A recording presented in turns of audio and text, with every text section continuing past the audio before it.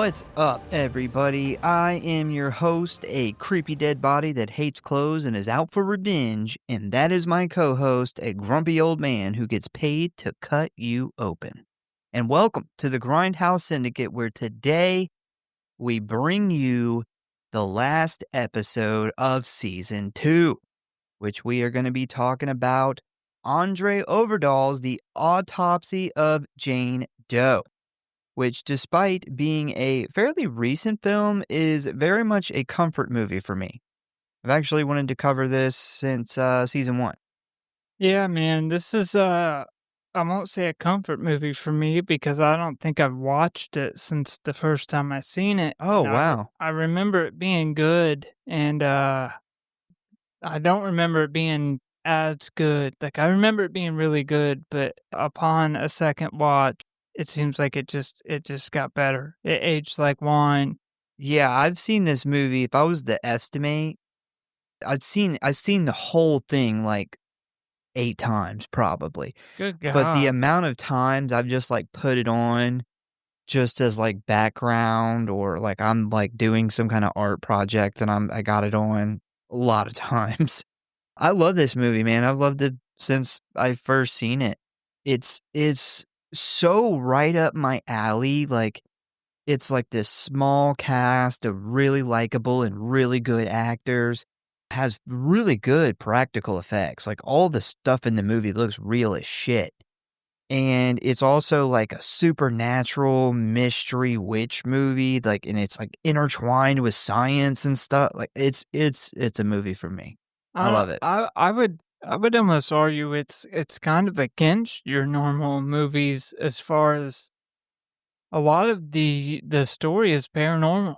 Like, it is, No, although ghosts themselves aren't involved in it, but it is a paranormal movie, which is actually a very big plot surprise that does not come about until the end. This very much doesn't feel like a witch movie. I love that they tied a witch movie into a paranormal movie. But yeah, I would argue that this is paranormal, which isn't your normal cup of tea. that's Not my true. normal cup of tea either, but it's done so different and so good.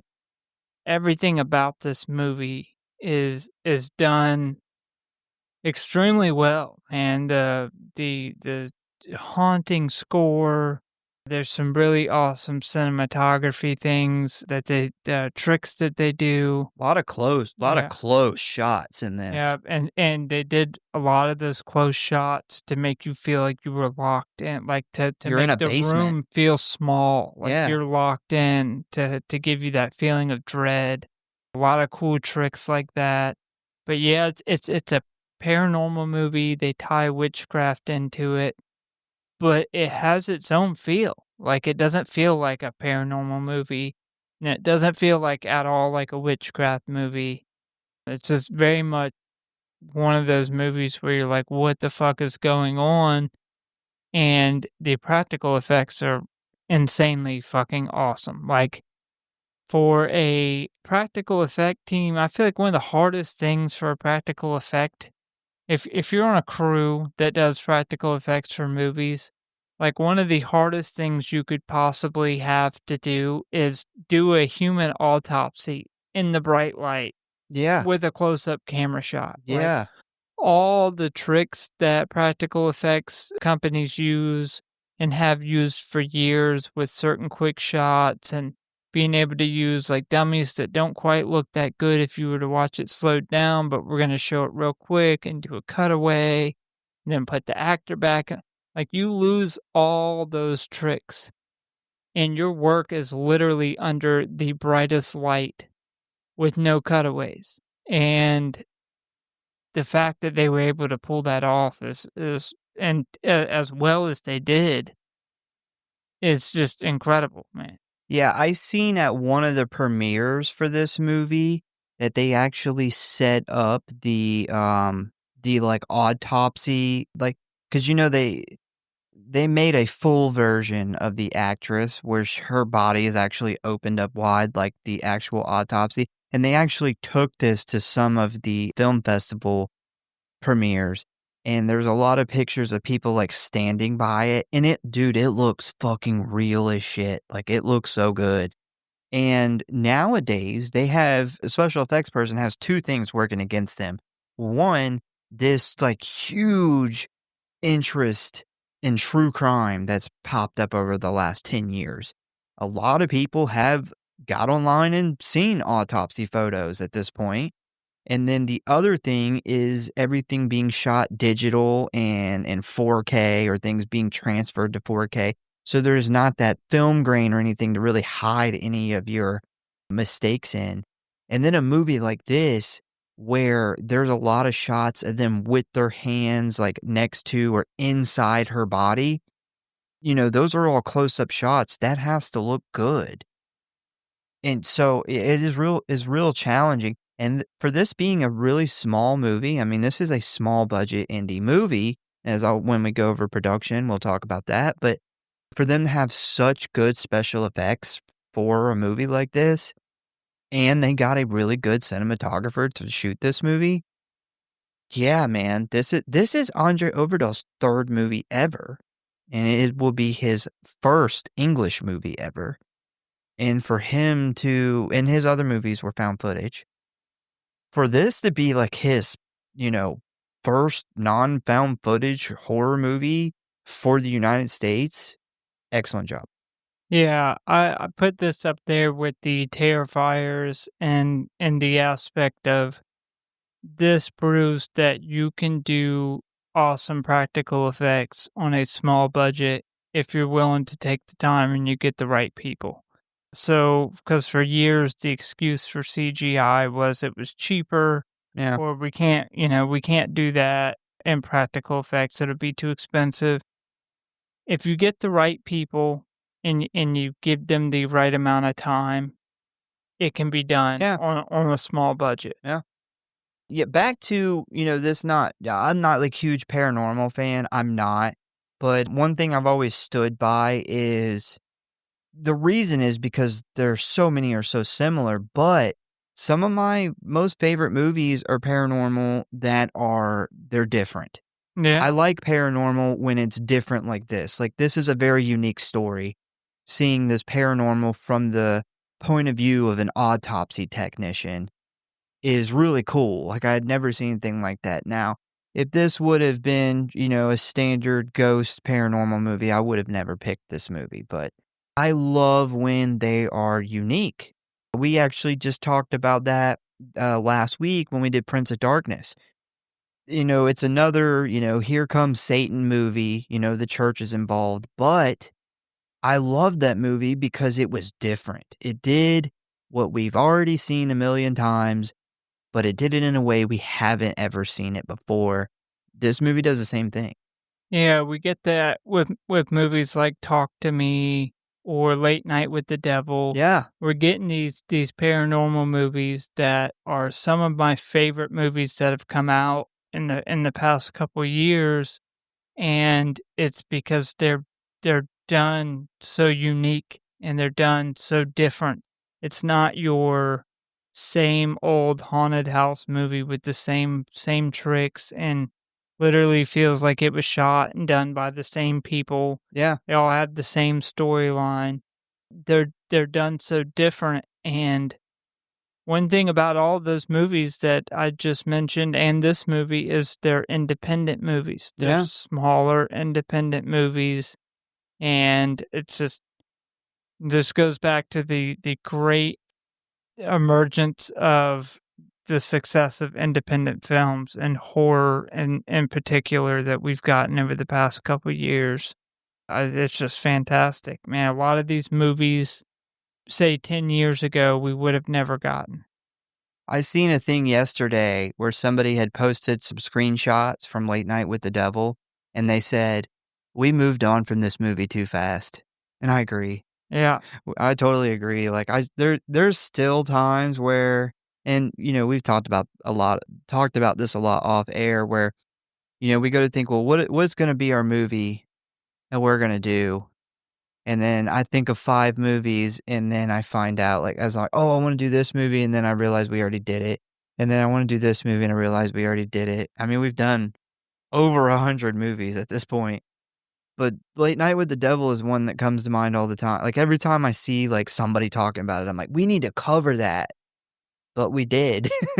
That was such a fun movie to cover Yeah, because we were able to cover it so quickly after it came out because it hit streaming that we were able to go over and even discover things that hadn't been haven't been discovered yeah, and talked about. Like, I remember I caught a freeze frame that we hadn't noticed in watching it before. The first like 2 times we watched it. And I happened to catch it and be able to pause it right at that right moment. And now if you look that up, you can find videos that might yeah, mention that freeze frame, but at the time when we covered it, it was new, and it was something that we discovered in the movie, and it's rare that we have a chance to be the ones discovering these things in the movie. yeah. Also, this is our last episode for season 2, and we want to thank you all for making it huge. Like, seriously, off the top of my head, I don't know, it was like 5 times. I don't know what you see the analytics a lot. It was like 5 times bigger than season 1. It was way bigger. Yeah. Like, we had surpassed what we thought season 2 was gonna be, like, 2 or 3 months into season 2. We'd already blown that out of the water. So I did a whole analytics page going over our whole first year, and I did on the last page, I did projections, and I did like a 5% growth each month based off of where we were at this time last year, and put those into our projections to see what numbers we needed to hit to keep up with that growth. And we had, as far as views go, we had surpassed that within 2 months of our Yeah. our second season, so, thank you guys for that. Yeah, we really appreciate you guys for literally the thousands of hours of listening you guys have done, the comments, the reviews you've left this year, all of it. We really appreciate it. Also, big thank you to like the Patreon people who stayed with us all through the year. They're awesome. But you guys know we like to make our changes at the beginning of the seasons. So, big announcement. So, for the next season, we are going to change things up a little bit. We've heard some feedback over the years. We've looked at a lot of analytics. There's some other factors, but we know that not everyone has the time to listen to like a whole 2-hour episode every week. Plus, the deep dives, they take a massive amount of time and resources to put together. I think it's like on average about 20 something hours. So, what we are going to do is instead of having 4 deep dives a month like we normally do, we're gonna have 2. So, one week will be like a deep dive episode like normal, and then the next will be like an hour-long episode of something kinda different. And we got a bunch of cool show ideas. We love doing the deep dives, but it does take up a lot of time and resources that doesn't leave us with a lot of time to research these big movies that we've wanted to do. And also, we don't have the time to do our other cool show ideas, which if you've listened to us for a long time, you've heard us talk about these other cool ideas, probably like 2 years now. But we're not gonna give all the details yet. We're still kind of hashing some things out. But the important thing is, expect season 3 to be fun and different with some, what you already like mixed in with that. I'm very excited about season 3, personally. Like, some of these show ideas, like, I have literally been talking about for years, and I can't wait to, like, do them. Yeah. Yeah, definitely some big changes. We'll still have our long form deep dives, and we'll have some shorter dive episodes. Mhm. We'll have a bunch of different series that we have, some more specific, just like cult classic movies that we can dive into that don't have to take up like our full 2-hour deep dive episodes. And then a lot of smaller stuff in there mixed in as well. How many times have you talked about wanting to pick a movie and then me telling you, like, I gotta have more than 2 days to do all the research and everything. That happens a lot. We've talked about wanting to cover Hereditary, Yeah. but, that's a Yeah, movie I want more than just 2 days to put together. Suspiria is another movie I've been dying to cover. You named off, one the other day. Heretic is a newer one that we wanna do. That's just there's so much of the religious side of things and background stuff. There is a ton of bigger movies that we have had to just kind of push off Yeah, that will man. that it'll open up time for the deep dives to be able to do some more intricate movies on the deep dive, as well as some smaller movies, not having to allocate a entire full episode on some of these smaller cult classic movies, a bunch of series ideas, and then like a lot of smaller like tier lists and like sometimes not even covering specific franchises but or specific movies, but maybe like a tier list over the franchise, and we've had a ton of those. We're also going to be mixing in some video stuff too. I know we did do our first video when we did our interview on our 13 Ghost episode. We will be incorporating some more of that in as well. So big changes and a lot more variety of content going to be coming out. Yeah, I'm stoked, man. We got movies that are gonna be going head to head with each other. We got decades in horror that's gonna be going head to head with each other. Yeah, I'm excited. I'm super excited. Also, October will stay the same as well as May. We're still gonna do our May listener appreciation month, so that'll stay the same. Where you guys pick, the 4 movies for that month. And October we'll be still doing all Halloween movies for that month. But yeah, a lot of fun coming up, a lot of new stuff. I am ready to get into it. So with that being said, are you ready to dive into the autopsy of Jane Doe? I am ready. Let's do it. Hello, boys and ghouls. If you want to stay up to date on what's going on with the show, talk about or submit your movie requests, or just say die, then I got good news for you. You can always find us at one of our social media accounts or our official website at Grindhouse.Horror.Pod.com, Facecrook at the Grindhouse Syndicate Horror Podcast, Instascam at grindhousesyndicate.horror.pod, and many gore, which you can always find links for in the show notes as always. And you know what I always say, the morgue, the merrier. So please subscribe or follow for alerts on new episodes. Now, back to the show, kiddies. Frights, camera, action.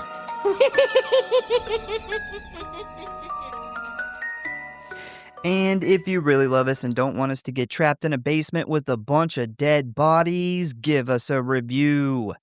The Autopsy of Jane Doe is a 2016 supernatural horror film directed by Andre Overdal. This is his first English language film. It was written by Ian Goldberg and Richard Nang and stars Brian Cox and Emile Hirsch. This movie is about a father and son team of coroners who experience supernatural phenomena while examining the body of an unidentified female murder victim. It was produced by Imposter Pictures and IM Global. It had a budget of just $4 million and a box office, are you ready for this? $6 million. Which isn't terrible, though, considering it was basically a festival movie and it didn't actually release like nationwide in theaters, so it's understandable. So Andre Overdal is a Norwegian director known at the time for found footage films, specifically the movie Troll Hunter, which he received some pretty favorable praise for. After the success of that film, he stated that he felt that he needed to prove something, specifically that he could do more than just found footage movies. Then one magical day, he saw a little ghost film about real-life demon hunters and paranormal experts called The Conjuring, which proved to be a spark of inspiration for Overdal. That is surprising to me because this movie does not give me Conjuring vibes in any way, shape, or form. No, I think it's much better than The Yeah, Conjuring. 100%. But, those movies are successful for a Yeah. reason, man. A lot of people really like them. Yeah. That's why companies keep making them and keep putting the same story with the same twists out there, and they keep making money. Yeah. So this is what he had to say about the experience. Quote, "It was such a classical horror movie that came at a time where all these movies had tried to do all kinds of different stuff, and then suddenly it was like getting back to basics," end quote. So he's saying that The Conjuring is kind of a basic ghost movie, which I would agree with. It's funny because the reason he loves it is the reason I don't love it. Yeah. So after watching the film, Overdal told his agency he wanted to find a pure horror script, which resulted in him being sent Autopsy, that was the original name, which had previously appeared on the annual blacklist. If you don't know what the blacklist is an annual survey of the most liked motion picture screenplays not yet produced. It has been published every year since 2005 on the second Friday of December by Franklin Leonard and a development executive who worked at Universal Pictures and Will Smith's Overbrook Entertainment. The website states that these are not necessarily the best screenplays, but rather the most liked since it is based on a survey of studio and production company executives. So this was kind of at the top of the blacklist at the time. So during pre-production, Martin Sheen was originally cast as Tommy, but soon dropped out because of scheduling conflicts and was replaced with Brian Cox. I think that was a really good, nothing against Martin Sheen. Martin Sheen's a really good actor, but Martin Sheen's not I feel like he doesn't fit into horror necessarily. And Brian Cox, man, I don't know if you know this, but Brian Cox was the first person to play Hannibal Lecter. Yeah. Yeah. Yeah. I actually did see that. Yeah, I don't know who was it. Martin Sheen. Charlie Sheen and Emilio Estevez from. I know you probably don't. You recognize the name, but you don't remember him. He was the main character in Maximum Overdrive. Okay. Yeah. Yeah. It's his dad. Yeah. Like I said, I'm not much with actors' names, and Brian Cox is somebody you can mention to me in 2 weeks, and you'll have to remind me of this episode. Yeah. But this guy absolutely kills it in this part. He does. He absolutely does. He plays such a good, frustrated dad. I almost wouldn't say frustrated. He is frustrated at times, but a dad, a way a dad's supposed to be. Yeah. From two people who didn't have a conventional dad or a dad that was there. This is what I think of a loving but hard-nosed dad would kind of be like. I would take him. Oh yeah. You be my dad. Come on over. We'll play catch and cut up bodies. Teach me how to shave and then shave the head of a skull before I cut it open. I'll take it for sure. Yeah. He kills this part. Yeah, I think that was, like I said, nothing against, Martin Sheen. He's a very good actor in everything I've ever seen him in. But man, Brian Cox, man, he is one of the backbones of this movie. He may be the backbone of the movie, but the role of Jane Doe was played by actress Olwen Kelly, who had extensive knowledge of yoga, which helped her control her body and breathing. Overdal gave Kelly credit for being he says she's the backbone of the film, especially considering she spent around 8 hours a day for 5 weeks laying naked on an autopsy table. Well, she does kill it. I actually had read about that or seen that on a list a long time ago that was talking about, it was like a top 10 list of things. It was about actresses or actors playing parts in movies, and that she did most of this movie is actually her laying on a table. Yes. And that going back and watching this with that knowledge, it is extremely impressive. It Like, is. for somebody who does not have a single line in the movie, she's one of the best actresses in the movie, knowing that she was literally laying there playing dead throughout most of this movie, and, like, it's almost mind-blowing when you go back and watch it if you really stare at her just for any slight movement. Just to be able to lay that still for that long, I think is much harder than having to talk.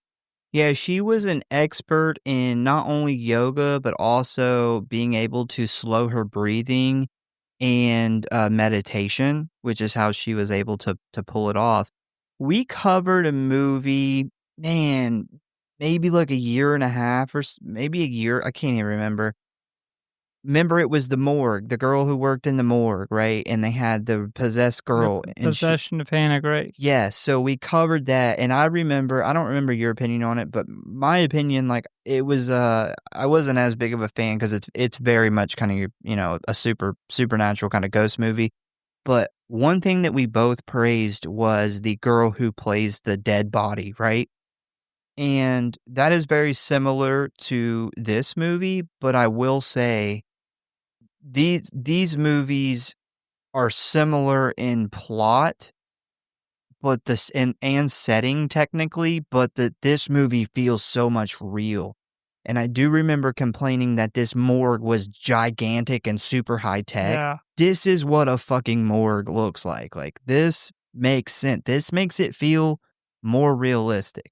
Yeah, so the girl that played in The Possession of Hannah Grace, what we praised her on, which I don't think either one of us knew the first time we watched it or watched it for the episode, was that she was a contortionist, Yeah. and all those, like, fucking movements that you would think are CGI was actually her. Yeah. And it's almost a shame in the way they shot those scenes with a lot of cutaways, because they shot it in a way that makes it look like they were covering CGI with Yeah. cutaways, and I thought that was a shame that they could have used her contortionist ability with a lot more long shot scenes and a lot less cutaways, and it would have really showed the skill that she put out there for that character. But yeah, this Owen Kelly definitely praised on the other side of the spectrum is how good she is at being still. And And quiet. yes, definitely way different feeling morgues between those two movies. You can definitely tell that this was a much more small budget, that was a much bigger budget, and this one feels a lot more legitimate. This movie feels like it, was made with love and passion to make a good film. That movie didn't. Like, I remember talking about that movie and being like, it just feels like, and I think a lot of it was like the morgue and then the whole story with the other cop and all. It just felt like a hollow Hollywood movie to me. And a big part of it was the morgue was so unrealistic. I remember talking about there's like the shot in the main room with the ceiling has gotta be 40 feet high, like, I so it's unreal. You coulda built a two-story morgue with that room. I like The Possession of Hannah Grace because it is a possession movie that is not the same possession Yeah, movie. yeah. That was what I really enjoyed about that. But yeah, when it comes to setting, that is like a big city in the future morgue, like a state of the Yeah, art morgue in a uh-huh. massive city compared to a small town, lot smaller. Like this morgue in this movie only has 6 freezers for bodies. So definitely it's a small town, lot more realistic feeling. It's when you talk about this movie being shot with love, it's almost the difference of, like, those pre-made cookie dough, Pillsbury cookie dough Oh, cookies you could yeah. buy compared to, Mhm. like, a homemade, Whipped like up in a bowl. yeah, like, Yeah. real recipe cookie.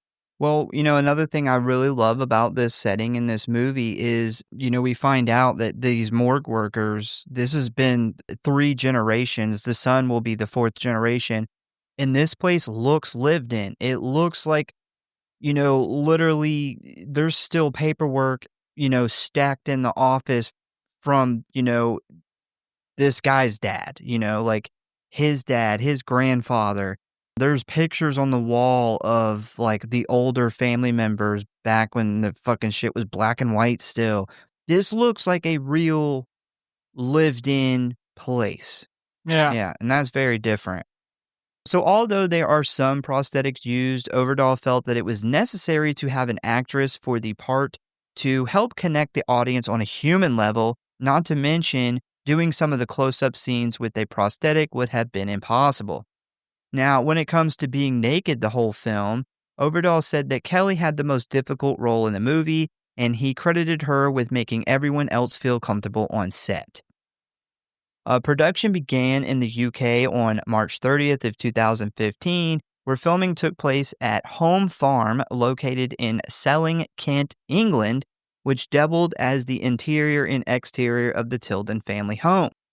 So this place has its own IMDb page. So I looked in to see like what else had been filmed there, and the only other movie is called The Current War from 2017.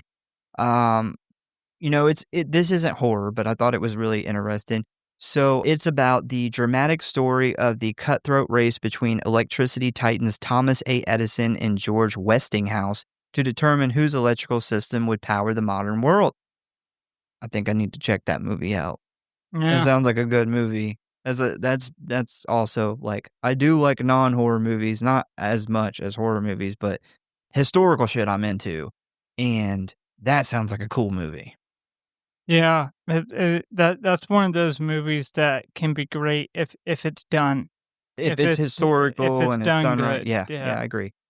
So the film premiered at the Toronto International Film Festival on September 9th of 2016, where IFC scooped it up and released it on their IFC Midnight platform on December 21st, 2016.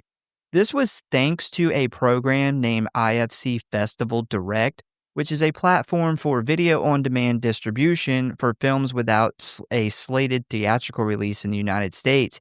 And this, of course, led to it eventually being streamed on AMC Network and eventually Shudder, because if you don't know, AMC owns IFC and Shudder.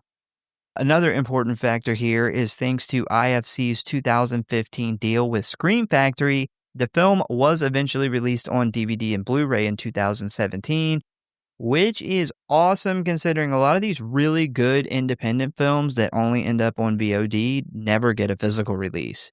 So this is a movie that's fucking really got to have a physical release. It's too good to disappear into the vastness of the internet, in my opinion. We talked about that when we covered Ritual. The Ritual and 1922. Yes, those are 2 movies that still have not gotten a physical release. They're amazing. Don't tell anybody, but I did find somebody to make us some physical release versions. The Fear Streets too. And I got all the Fear Streets on physical release. Those are Netflix, man. Netflix is really bad for that. They are. I don't know. Like Netflix will release Stranger Things on physical media, but not like really good movies like this for some reason. I want to say the first time I even seen this movie was on Netflix, but I could be misremembering, but I think I seen it on Netflix first. I felt like it was Netflix as well. Yeah. Like I don't know why. Back when they had bangers. IFC used to play on Netflix if they had IFC movies on there, but I could have sworn the first time I watched this was on Netflix. I agree. That was back when Netflix was dropping like banger independent horror films, which they don't anymore. I haven't even fucking looked at Netflix in I don't know how long. Well, since the last Fear Street disappointment came out. Oh, yeah, I forgot about that. I'm trying to block that out of my mind. If you notice, man, like every week, we do this every fucking week, and when we name where you can stream the movie, it's almost never on Netflix. Isn't that crazy? Yeah, man. Netflix used to be, we used to find bangers like 1922 and Hush Yep. and movies Creep. Yep. Like, we used to find these movies on Netflix and go tell each other about them. I Like, remember The immediately Collector. after. Yeah, Like, all The Collectors, I think, have been on Netflix, which is a fucking wild, fun movie. I'm surprised we've not covered any of those. you can definitely tell that this movie was independent as fuck. Yeah. Because I have the only release, which is the Scream Factory release for it, and there is no special features to this thing. Dude, yeah, Which there's is not a lot of behind-the-scenes stuff for me to go through at all. I mean, that's rare for a Scream Factory. Yeah. Scream Factory normally puts every special feature that there ever was, plus some, whatever they could put together, and there's nothing for this movie, which goes to show you kinda how low budget it was. Yeah, I totally am looking forward to I'm just crossing my fingers for, like, Arrow or honestly, it'd be, like, Second Sight that would drop, like, a box set for this because I would 100% buy it. Well, I could see Scream Factory, if they still have IFC a deal in place, doing a 4K for this and putting together some special features, some at least commentaries and interviews. I would definitely buy it. Alright, so ratings. This thing's got some really good ratings. So Rotten Tom gave it a 86%. IMDb a 6.8 out of 10. Letterboxd a disappointing 3.2 out of 5. And the Google average audience rating is a 4.3 out of 5. It's not bad. If you would like to watch this movie, you can currently find it streaming for free on Tubi and the CW. Also on Shudder, AMC Plus, Fubo TV, the Roku channel, Hulu, Sling TV, and Paramount Plus if you have any of those premium subscriptions. And you can always rent it on Google Play, Fandango, and Apple TV for $3.99. You ready to dive into the plot of Autopsy of Jane Doe? I'm ready. All right. So we start out at a very normal-looking home in the suburbs of Grantham, Virginia, where we see the police have discovered a very gruesome crime scene which involves multiple people and multiple weapons spread throughout the house. The sheriff then gets called to the basement where he finds a dead, naked woman half buried in the dirt floor of the home. Now, this may seem odd to some people because I know a lot of houses have concrete floors in their basement, but apparently a dirt floor basement isn't super uncommon in this area. But one important thing I noticed here is there is a work truck parked in the driveway with a small cement mixer sitting there, which leads me to assume that these people had hired someone to do a concrete floor in their basement, and when this worker began prepping the dirt floor, he came across this body. That's a good catch.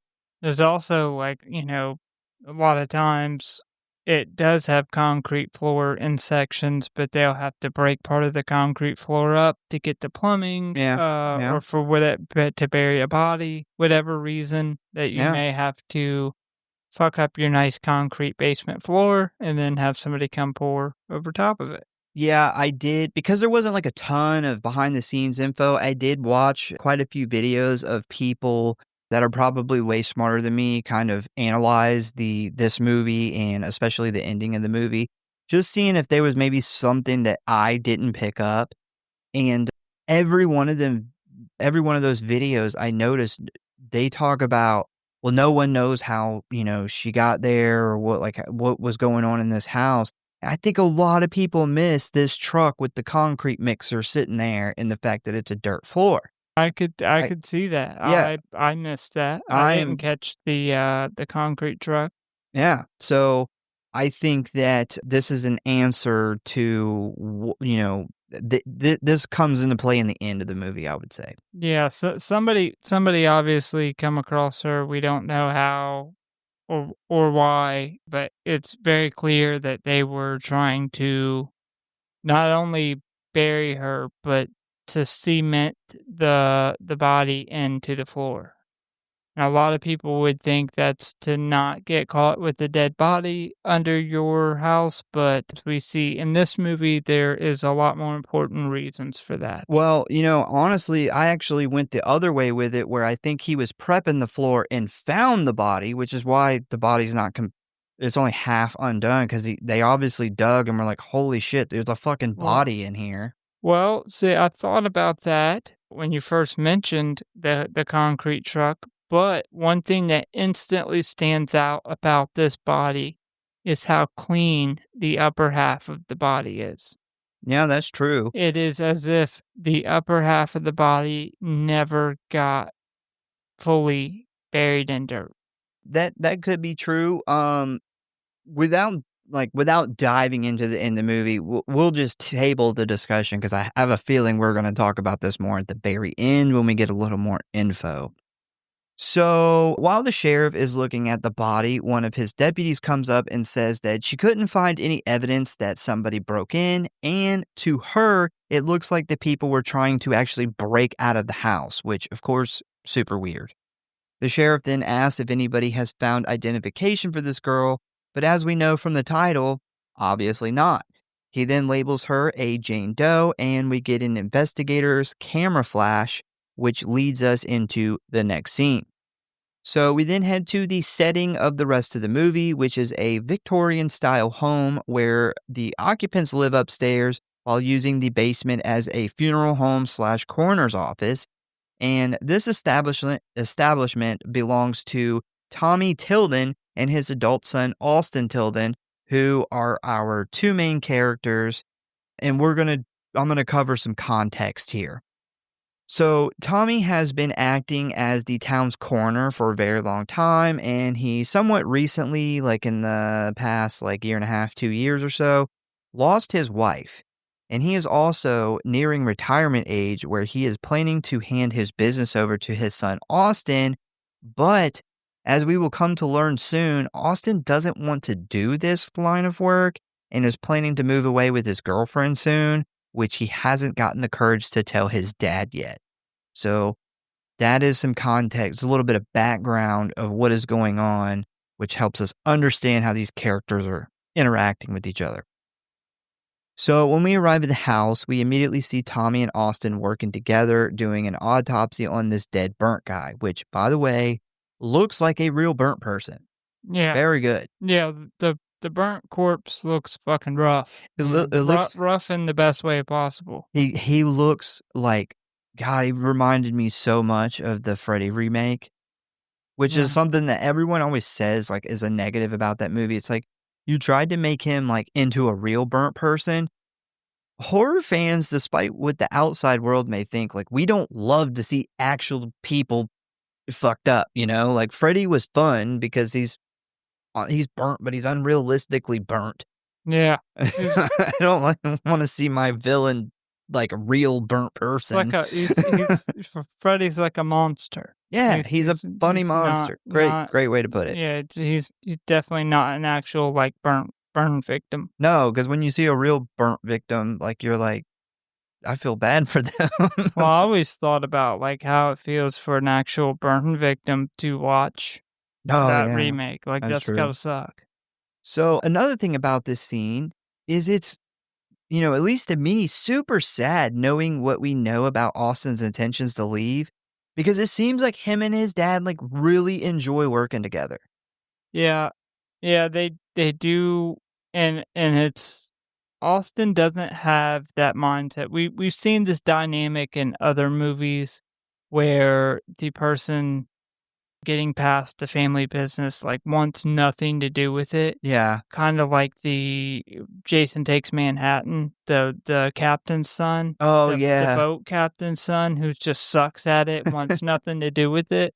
His son actually legitimately, it seems like he enjoys doing it. He's good at it, and he actually has went to school for it. I don't know if you catch he's got that, his license. Yeah, he's got his license. So this was obviously in his plans at one point. He doesn't act as if he hates it at all. Him and his dad work really well together. And that kind of makes me think of how much of his intentions kind of roll on from his current girlfriend, who seems really frustrated in a little bit when you get to the part where she finds out that he has not yet told his dad. Yeah, fuck you, Emma. I just want these two to this to never happen. Honestly, I'd watch a movie with them just doing autopsies together. do some autopsies, play some catch in the backyard. Yeah. Anyway, while they're doing this autopsy, we get a pretty good look at their autopsy room, which is where we are going to spend about 80% of this movie. And we see that they video the whole process. They have a refrigerator for samples they got to take, big chalkboard, they got microscopes, every tool that you could need to dismember a body. The point is, they got it all.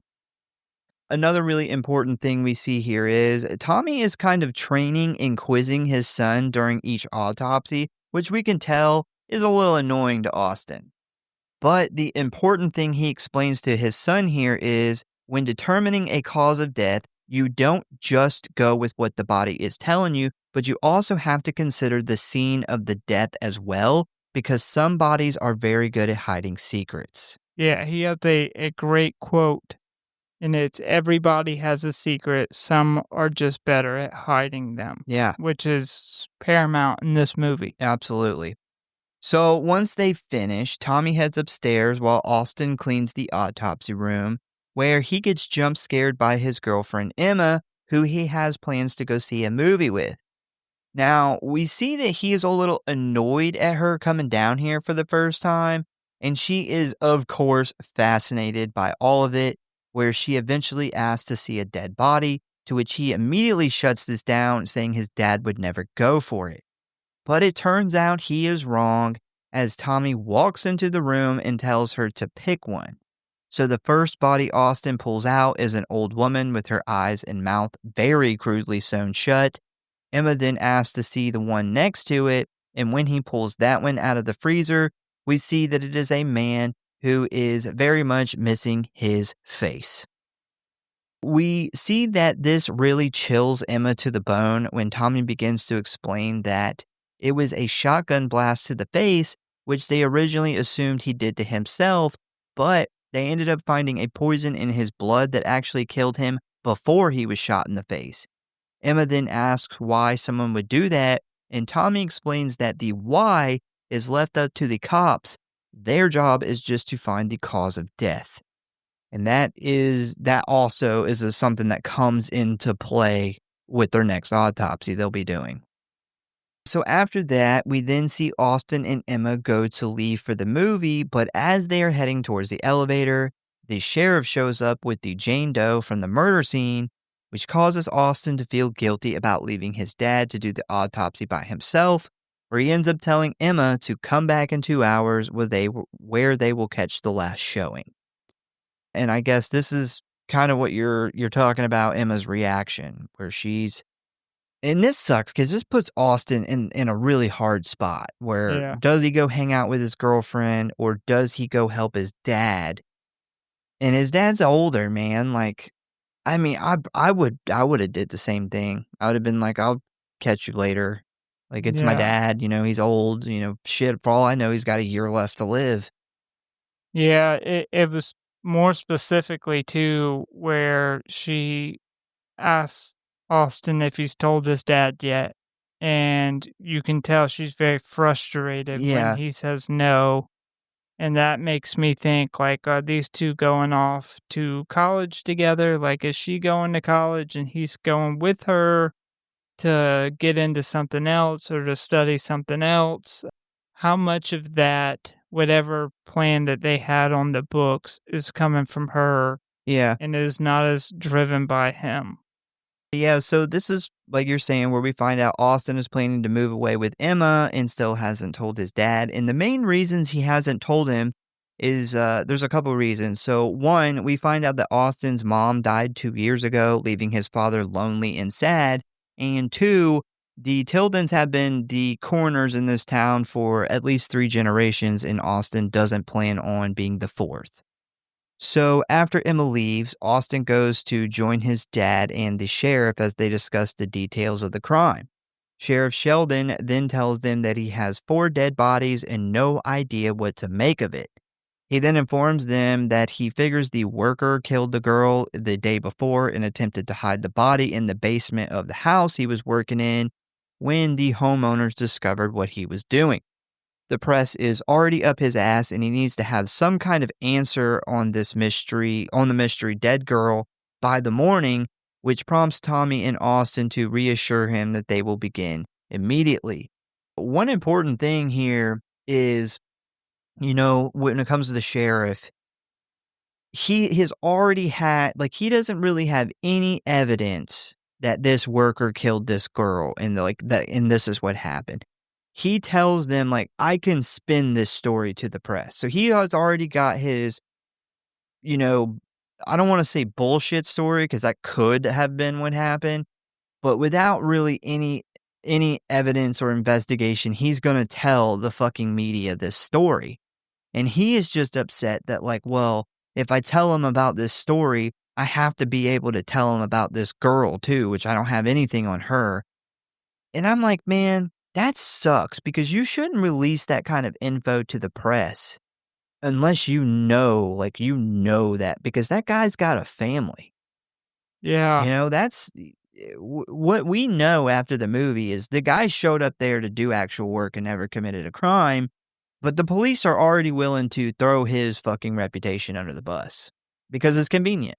Yeah, it seems like he's really concerned with making sure that something in her autopsy doesn't come back that's going to kind of disprove whatever story it is that he spins to the press. Yeah. It's just aggravating because and that happens in real life, man. The press are pressuring police and the police just ruin somebody's life without really knowing anything.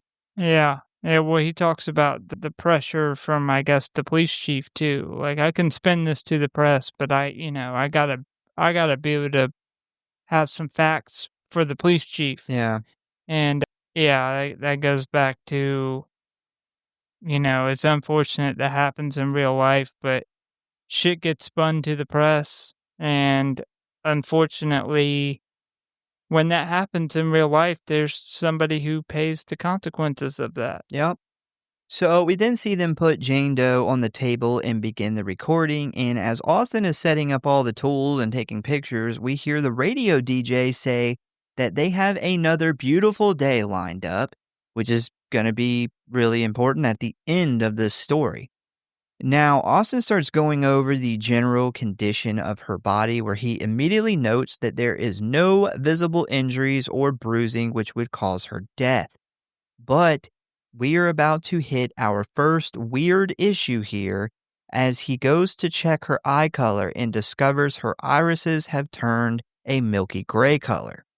And the reason that this is weird is because your eye color stays relatively the same for the first few days that you are dead. This, of course, depends on where you die. If you die in a fucking freezer, it's going to be different than if you die in the woods in the summer. But yeah, there's genuinely a few days. And according to the rest of her body, she's only been dead a day or so. So the deterioration of her eyes are not matching what the rest of her body is doing, and that is super weird. So while Tommy is doing his part of the examination, he discovers that her wrist and ankle joints are all shattered without any bruising showing. And she also has large amounts of peat under her fingernails, toenails, and in her hair, which is also odd because peat is only found naturally in the ground in northeastern states and nowhere close to Virginia. They then open her mouth where they quickly discover that her tongue has been cut off, which leads Tommy to believe that this is similar to a case he had 15 years ago with 2 sex trafficking victims. And Austin then goes to take some pictures of the severed tongue when he notices the right nostril begin to move, which quickly reveals some blood and a still alive fly. The fly is creepy. The nose moving would have fucked me up. Yeah, the whole just thinking that a fly that was just inside this dead girl's fucking skull is flying around my room would gross me out. That's super creepy. Also, when her eyes open up, man, they did such a good job at the contact lens, the milky contact lens that she has in. Her laying there with her eyes open is such a creepy scene. And then when you add the fucking fly coming out and a little drop of blood, super creepy. Yeah, I actually love this shot, and this is the shot that I used for the episode artwork, actually, for this episode. So as Tommy continues the inspection of the mouth, he also discovers that one of her molars is missing, and he finds a string stuffed into the back of her throat, which he orders Austin to bag and send to the lab. Now, considering that Tommy is leaning towards this being a sex trafficking victim, he then begins to inspect her vagina, where he soon discovers that she has a lot of cuts and abrasions down there, with him claiming that someone very much did this on purpose. And as he is telling this to Austin, we then hear the loud crack of thunder from outside, which doesn't make sense because remember, the radio DJ said the weather was going to be great. So now that the external examination is over, it is time to move on to the internal examination, where, trust me, things are going to get a whole lot weirder. As they prepare Jane Doe to do the Y incision on her abdominal block, which I'm sure most people have seen this in movies and TVs before, but in case you don't know, they basically cut a big Y shape across your chest and down the length of your abdomen in order to access all the important stuff inside, like your organs. Gotta get to the good stuff. Yeah, that's yeah, it's like the gooey center in a what's those little candies where it's like caramel in the middle? Those candies with caramel in the I was middle. thinking of a gusher. Or a gusher. Yeah, that'll work too. So they get her all set up, and right as Tommy goes to make the incision with the scalpel, we hear the storm pick up a little more outside, and then the radio does something weird, where we hear a bunch of static, and then a very old song start to play, with children singing about the sunshine. Very creepy song. I'm glad that they put an old creepy song in this. I love old creepy songs in horror movies. Same, especially when there's like kids singing it. Oh, yeah. It's like, what age does a song have to become before it just automatically becomes like just super haunting and unsettling in a horror movie? I would say like the 40s or the 50s. Do you think in 20 years then, like songs from the 70s are going to be super creepy in horror movies? They're going to, yeah, I don't know. I assume. I feel like once a song gets so old, it doesn't even have to be a creepy song. It just becomes creepy. Yeah, like once a song hits like so old that you can play it in a context like this. Yeah. And it just becomes creepy. Like if they took any song from the 30s and inserted it there, like think about it, even like a normal, like something that was creepy or dreadful then, of course, is going to just be even worse. But I feel like it may even be worse when they play like a happy-go-lucky song. Yeah. In a dreadful situation like this. Yeah. I have the songs in my head, like I have examples of this. I just can't think of the names of them right now. But yeah, I've heard some pretty happy sounding songs, but they're put in scary movies, and it just yeah, it still fucks you up. Like I don't know what it is, but something in the brain just makes it creepy, even though the song's really not creepy. So Tommy then makes the incision where we immediately begin to see the cuts start to pour blood, which again is very odd because once the heart stops pumping and you have no more blood pressure, a cut or wound will not bleed like it normally would. So this is very odd, especially considering that she's been dead for a day or two. She should not be bleeding like this. So next they take the cuts they just made in her chest and abdomen, and they actually pull the skin back.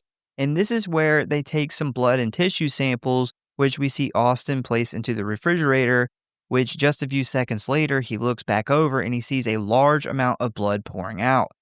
And as he opens the refrigerator door, he sees that Jane Doe's blood has leaked out all over the place, which seems odd considering he actually only took like a pretty small sample from her.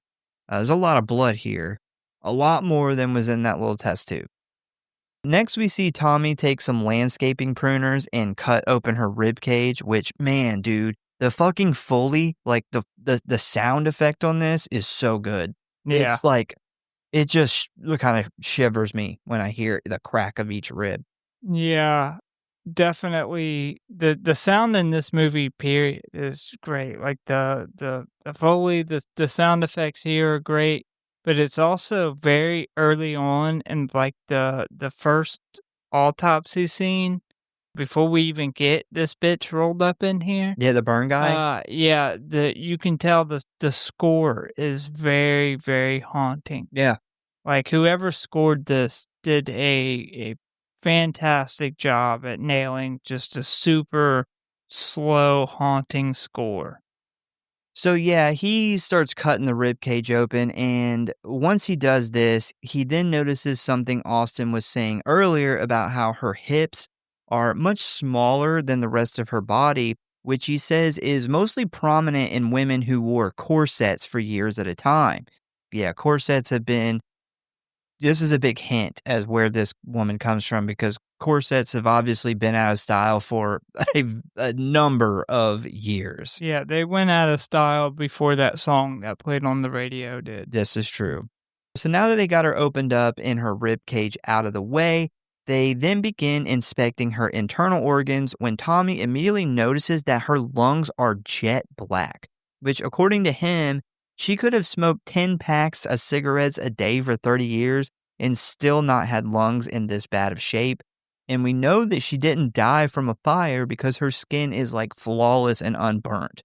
So this is just stacking up with weird shit. This is not one or two weird things. This is like every fucking 3 minutes they're coming across something that's pretty much impossible. Yeah, the dad's obviously been doing this for probably like 40 years. So early on, like the weird stuff they come across, he's like, "Yeah, I've seen this before." With the broken ankles, but no bruising on the outside, or the blood pressure still being in the body after a couple days. He mentions he's seen that one other time before. Forgot what he had mentioned had caused that, but it was something with the blood pressure still being up in the body and something to do with the heart. But anyway, this is the point in the movie where we start to stack things that even with 40 years of experience, he can't quite explain. Yeah, when he's talking about the blood, he says that he had seen it one other time before, but it was somebody that only been dead like 2 hours, and he said it was basically just a bunch of built up pressure. So when he cut, that pressure pushed that blood out. But he thought it was odd that he had never seen it this far into decomposition. But, looking at you, because, we see that Tommy is not really like somebody who believes in supernatural. So he immediately puts it as, well, if I've seen this before with that, then this isn't like that far of a stretch. It's still possible. And he's still kind of doing that with the burnt lung thing. Yeah. Like, although he hasn't seen it before, he knows that there is super rare occurrences. So he kind of just, adds this to the list of evidence. Yeah, yeah. But he's not super concerned about this yet. So Tommy then begins to inspect the internal organs, where he quickly finds that there is scar tissue from cut marks all over her heart, lungs, and kidneys, which makes absolutely no sense to him or Austin. This is like the first thing he doesn't really have an answer for. And while they are trying to brainstorm just how the hell this could happen without any external injuries, we hear another large crack of lightning, which causes the lights to flicker. So basically, storm outside, getting way worse. So next, the autopsy gets interrupted once Tommy and Austin hear what sounds like someone coming down into the basement, prompting Austin to go check it out and see who it is. At first, he doesn't find anyone, but he does at one point thinks he sees Jane Doe standing at the end of the hallway. And this is I'm pretty sure this is like our first paranormal thing that happens to them. While he is investigating that, Tommy notices a little flap of skin hanging off the incision he made that looks like it has almost like writing on it. Back out in the hallway, Austin hears something up in the vents, but when he goes to check it out, he ends up falling off of the chair he was standing on, causing Tommy to run out and see what the hell's going on. Austin then checks the vent again, where he finds Tommy's cat, who is very bloody and close to death. Austin then immediately pulls the cat out and hands it to Tommy, who we can see is visibly upset. After realizing there is no hope for the cat, Tommy then breaks its neck as a mercy killing, where him and Austin then take him to the cremation chamber, where Tommy puts him in and starts the flames. And not Stanley the cat, and Stanley the cat is no more. I don't know why animal deaths hit so much harder in horror movies. It's like we expect people to die, but when animals go, it's just always like it just and it's something we discovered doing the show that's Yeah. used in a lot more horror movies than we ever imagined. Lots of dogs go down in horror movies. This time it's a cat, but it's still like, damn. And Yeah. Stanley the cat, because earlier in the movie, in the very beginning, we see Stanley comes and like he kills mice and Mm-hmm. he's obviously like the family cat. He even knows to drop the dead mice off in the morgue. And what a smart cat. To dispose of. Yeah, I think it's just, some people, not all, but some people look at animals as being like very innocent. Like they're not really capable of being a shitty person. So, when we see people die, we're like, oh, well, they fucking sucked. So whatever, good for them. But when an animal dies, like animal doesn't know what's going on, doesn't understand that this, something wants to kill it and for no fucking reason. Yeah. Yeah, I think it's something like that. we get upset when there's not enough people that die in a horror movie. Like we Yeah. literally we've literally complained about that. Normally in like slashers or something, but we will dox a point for not enough people being killed in a slasher. But anytime there's an animal death, it's like, oh, that sucks. Well, yeah, we take away a point if a dog gets killed. Yeah. 100%. Now, Austin can tell his dad is very upset, and right as he goes to say something to comfort him, Tommy asks to be left alone for a moment. So the reason that Tommy is so upset by this wasn't really because he loved the cat, but the cat belonged to his late wife and was one of the few things he still had of hers. So the death of the cat really just reopened that emotional wound from his wife's passing.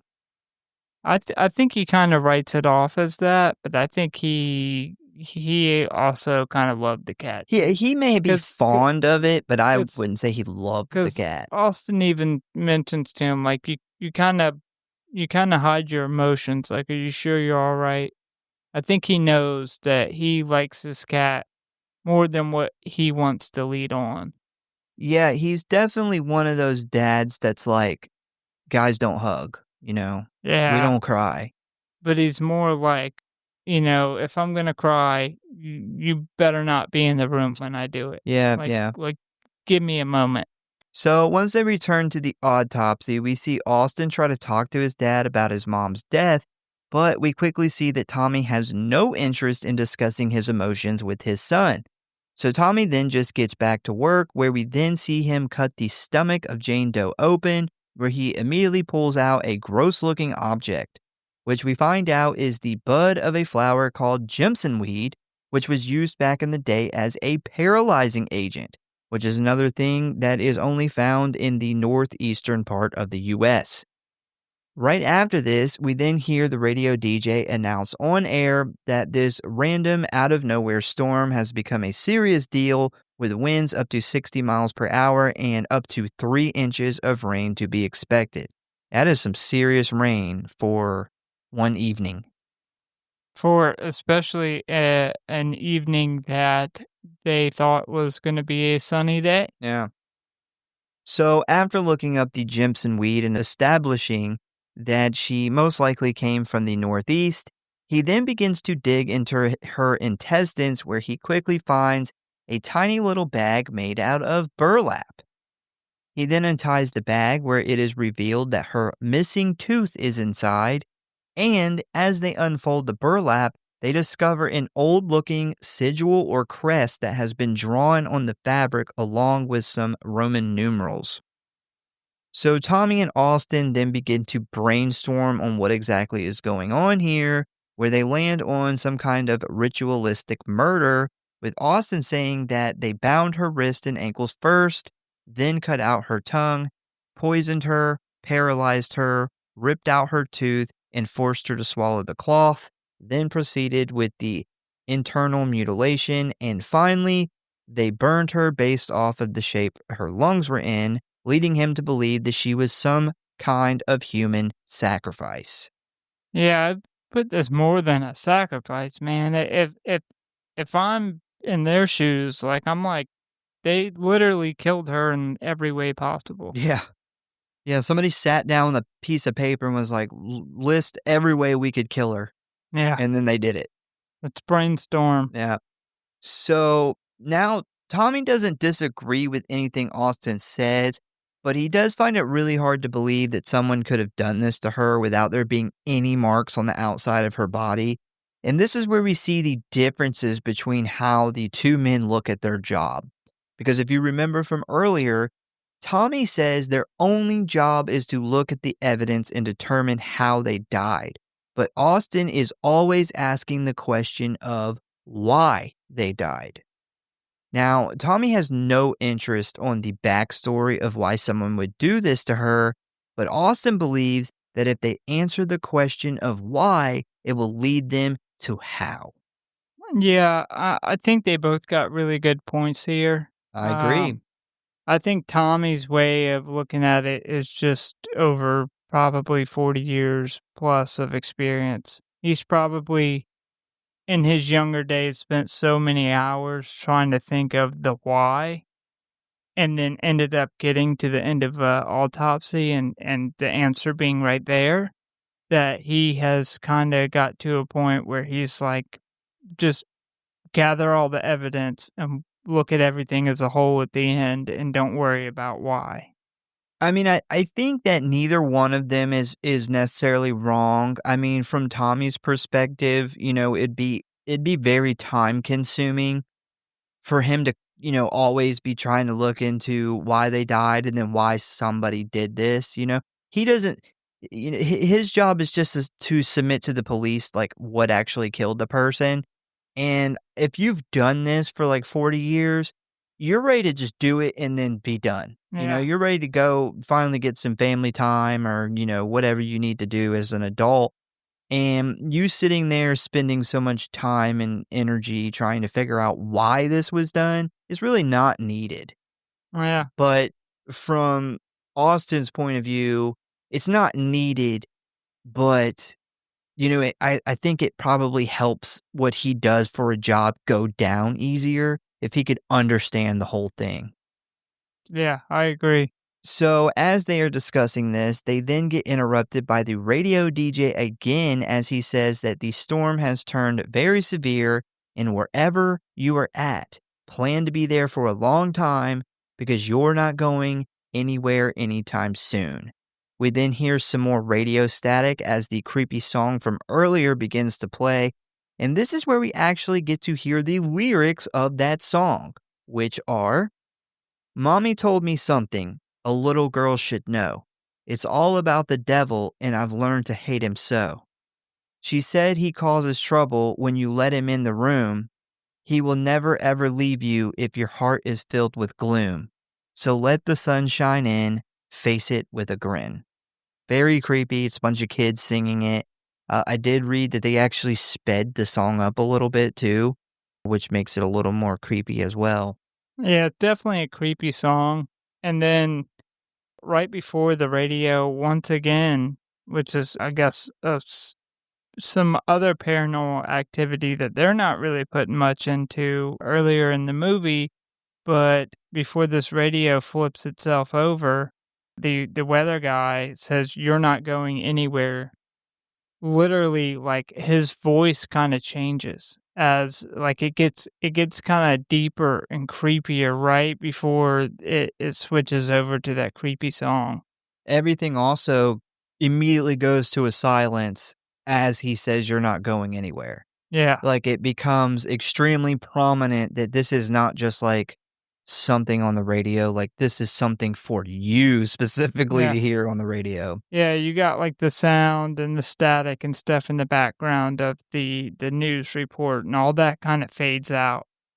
Yeah, and I would say Austin is pretty similar to us in the fact that all this stuff is going on, and then we hear that part of the radio broadcast, and he's immediately like, paranormal.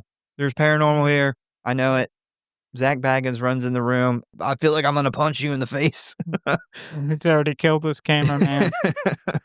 Yeah, he beat his wife to it.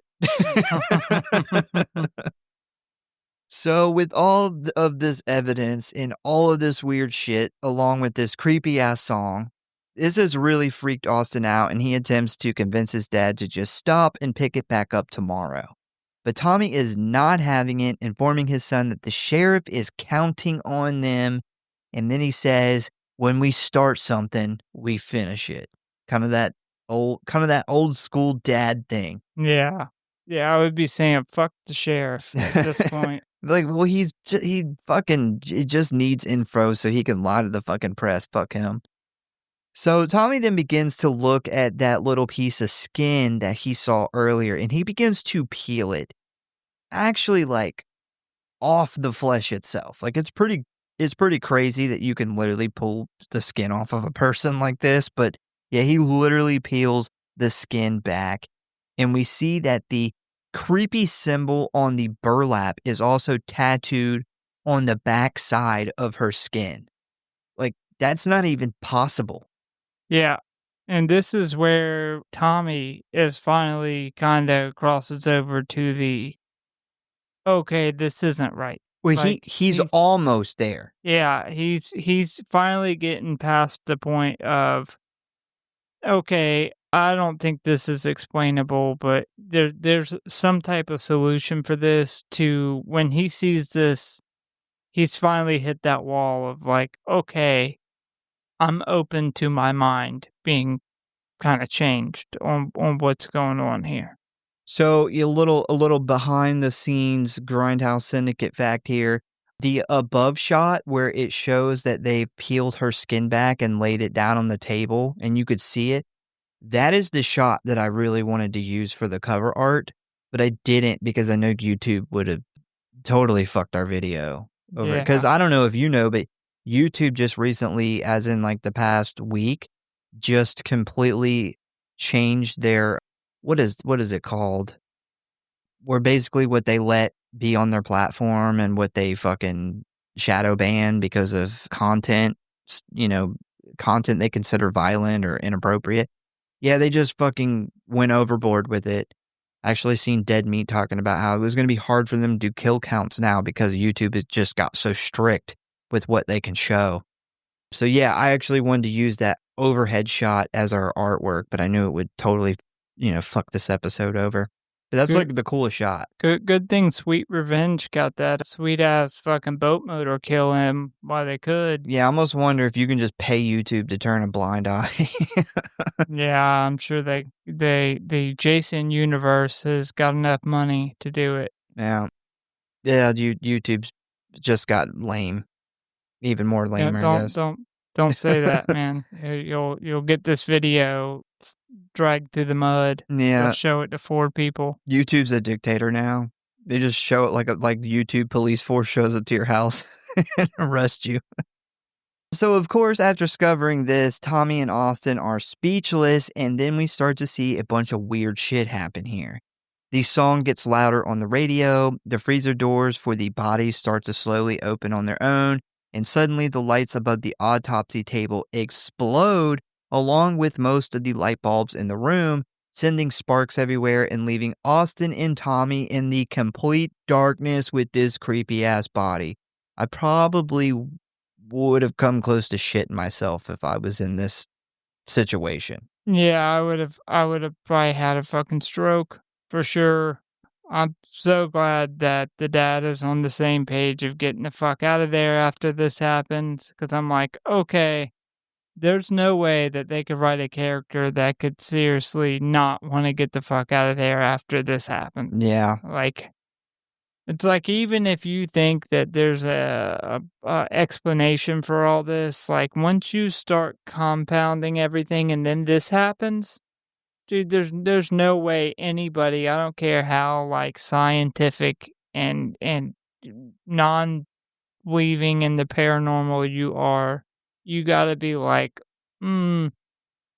Well, just in case. You know, I gotta get the fuck out of here. you can explain away like the lights busting or whatever, but the main thing you can't explain away is the fucking dead bodies that are now missing from the freezer. Yeah, or the inside of, like, this person's skin having all Or this that, yeah. fucking, like, ritualistic writing and shit on the inside of it.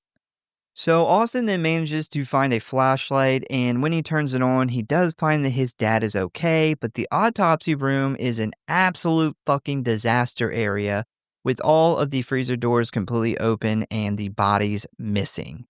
And it is at this point where Tommy has finally had enough as he says to Austin, "Let's get the fuck out of here." But as we will find out, that will be a much easier said than done because Austin and Tommy then discover that the backup generator doesn't have enough power to run the elevator and a large tree has fallen on the doors to the basement, basically trapping them in there.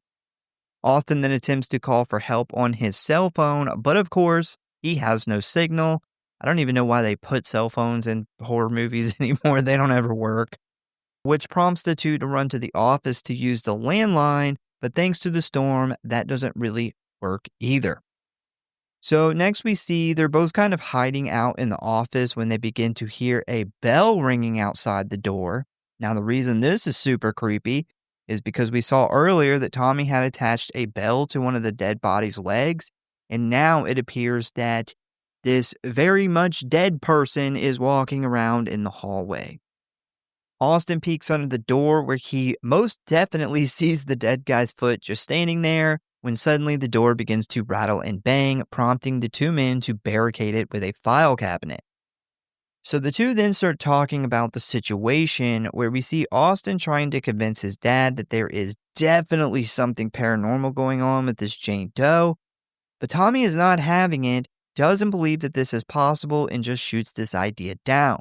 That is, until Tommy gets attacked by some kind of ghost thing in the bathroom, prompting him to finally come to terms with what is happening, and he asks Austin what they should do.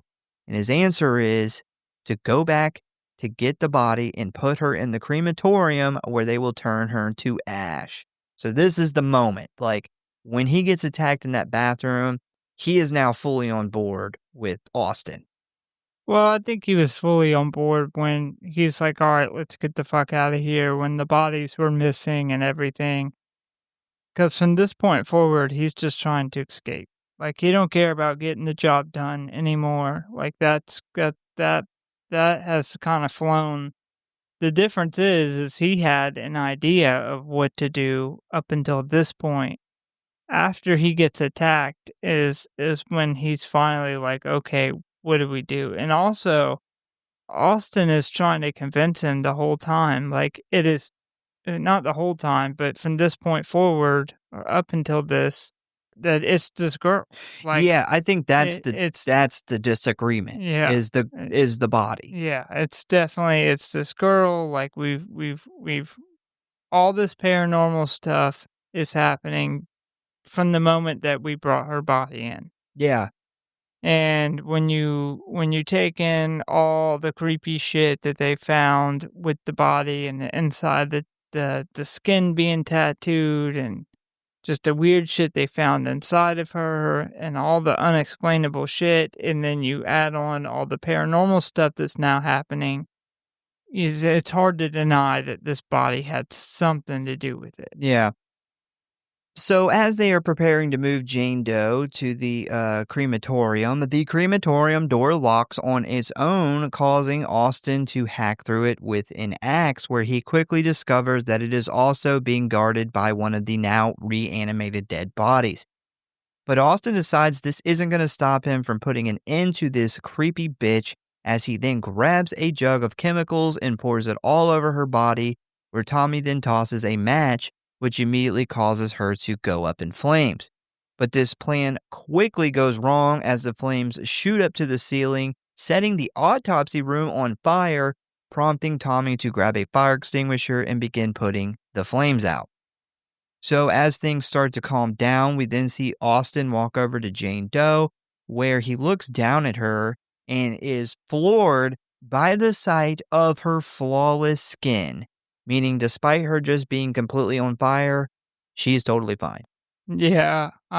So I want to add to the scene where they're in the office and you can hear the bell ringing, and then skip forward to the scene where he axes the hole in the door and he's looking through.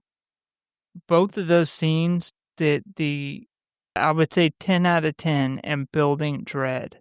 Yeah, yeah. Both of those scenes are two of the scariest scenes of the whole movie, and they're the masterful just building of this just dreadful, just unsettling creepiness. They do such a good job. And also from the point that I want to say they find the thing in her lungs on, it's just nonstop. But I want to applaud the pacing. The with this pacings are movie. amazing in this 'Cause movie. from this point on, it's just nonstop. Balls to the wall. Yeah, from the time they find that thing in her lungs on, it's just nonstop. But even prior to that, them getting into the autopsy, it happens almost immediately and into the movie. This movie's pacing and ability to build dread are 10 out of 10. Yeah, they do a really great thing with the first half of the movie. They're getting you invested and interested in what is going on here by giving you all these impossible things that are happening. And then the second half of the movie is like, buckle up because you're now on the ride. Here we go. The one awesome thing prior to the buckle up and where everything takes off is the autopsy, where they're getting you really interested and really making you think what the fuck is going on. We are getting these just awesome practical effects. Yeah. Like the whole first half of this movie, the practical effects are incredible. So if you are a fan of practical effect work, like even what you would call the slower half of this movie is not a problem at all. No, it's great.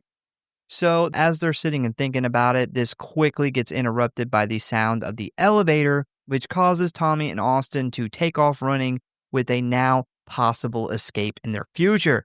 But unfortunately, the door closes before they get there, forcing them to wait for it to go upstairs and then back down again. Now, normally this wouldn't be a huge deal, except for the fact that they are standing there waiting and they see one of the reanimated corpses with the bell walking towards them, which causes them to panic and repeatedly hit the button, which anybody who has ever used an elevator knows hitting the button more than once doesn't make it move any faster. But we do it every time. Do it every time, and I've never even been in a situation where a reanimated corpse is coming at me. So, nope. Yeah, I get it. And then the bell too at that, like them hearing the bell get closer and closer, Yeah. although they can't really see because it's dark and now it's all smoky. That's another 10 out of 10 of building the dread for this scene. So as the corpse gets closer and closer, Tommy grabs an axe from Austin in preparation to attack this thing. Thankfully, though, the elevator doors finally open, allowing them to rush inside, but the doors get stuck before they fully close, allowing the corpse to almost reach in and grab them before Tommy hacks it to death. But this celebration is quickly shut down as they begin to hear what they thought was this corpse trying to breathe, but is actually the now very injured body of Austin's girlfriend, Emma, which causes Austin to rush to her aid as he then emotionally shatters into 1,000 pieces, and this also sends Tommy into shock over what he has just done. Honestly, this is a pretty rough scene because I feel super bad for Tommy and Austin here. This would be like soul-crushing. Yeah, this would suck a lot. He did tell his stupid girlfriend not to go down there in the morgue. She should have listened. So, despite this horrible situation, though, Tommy is able to regain some of his senses as he then drags his son into the elevator while it is still working. But, as you may have guessed it, the elevator stalls out and dies before it gets to the next floor, effectively trapping them both inside. So we then skip ahead a little bit where we see that both men have managed to calm down a little bit, but Austin is blaming himself for Emma's death, considering he told her to come back in a couple hours. but Tommy comforts him by putting all the blame on himself, which finally leads to Tommy talking to his son about his feelings pertaining to the death of his wife. And what he says here is that because his wife was always so happy and cheery, that he nicknamed her Ray, like Ray of Sunshine.